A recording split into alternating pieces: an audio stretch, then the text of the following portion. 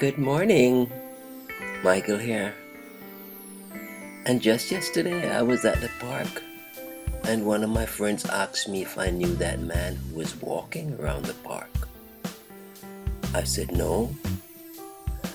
And another friend says, yes, he met that man a couple of weeks ago, who told him, as he inquired, that the picture of the little girl on the post was the one he had posted.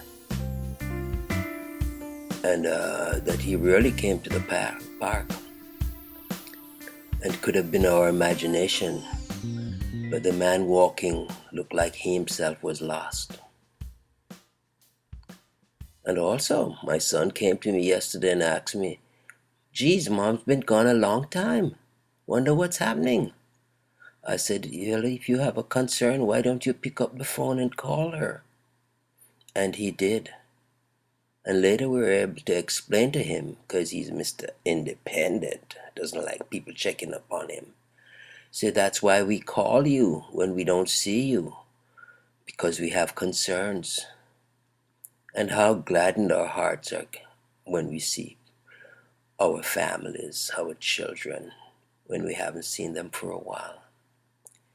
And today's meditation rests on that type of agenda. And our index verse comes from Psalms 50, I believe, verse 15.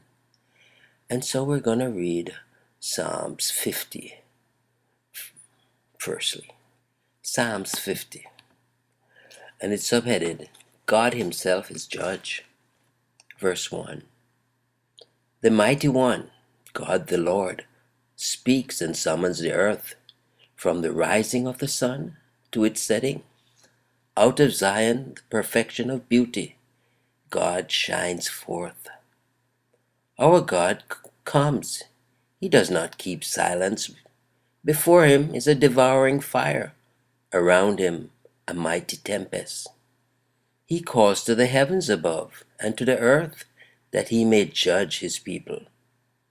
Gather to me, my faithful ones, who made a covenant with me by sacrifice.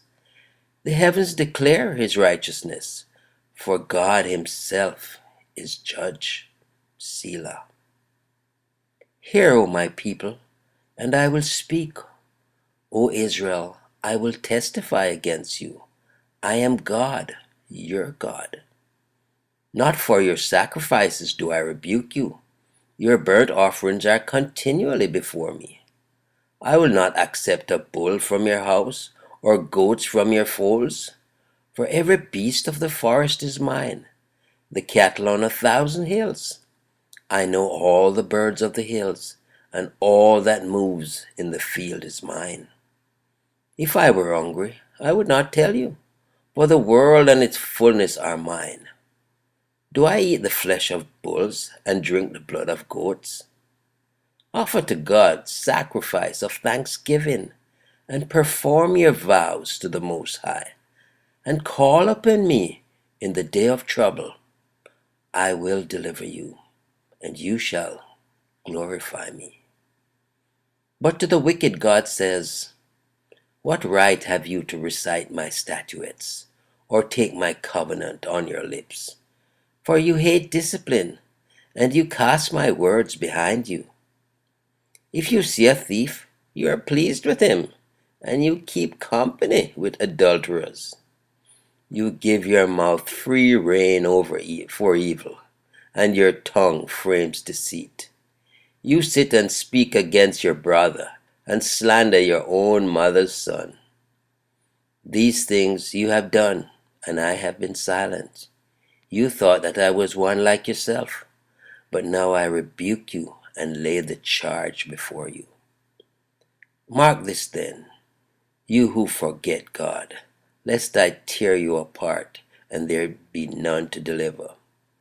The one who offers thanksgiving has his sacrifice, glorifies me.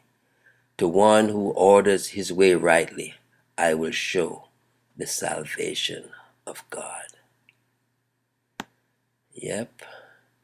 And so Spurgeon expounds on verse 15 that says, and call upon me in the day of trouble. I will deliver thee, and thou shalt glorify me. Spurgeon writes, "This is a promise indeed. Here is an urgent occasion, the day of trouble. It is dark at noon on such a day, and every hour seems blacker than the one which came before it. Then is this promise in season. It is written for the cloudy day.